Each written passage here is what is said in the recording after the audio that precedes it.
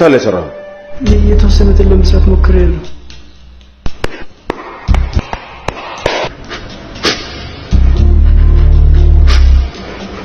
ውጣ ምን ያስቃል? ሰውኩኝ ተነስ ውጣ። ቴንኪው ሳፍጣለሁ ቢል ይዣና ፍጣው። ይህ ክፍል የከብቶች በረት አይደለም። ማንም እንደፈለገ መግባት መውጣት አይችልም። እናንተ ሶስታችሁ ውጡ። ከኔ ጋር ጥል የሚፈልግ እዛው ቁጭ ብሎ ይጠብቀኝ። ምንድነው የምጠብቀው? ውጣ እኮ ነው ያልኩህ። ራስህ ውጣ። ምን አልክ አንተ ደግሞ?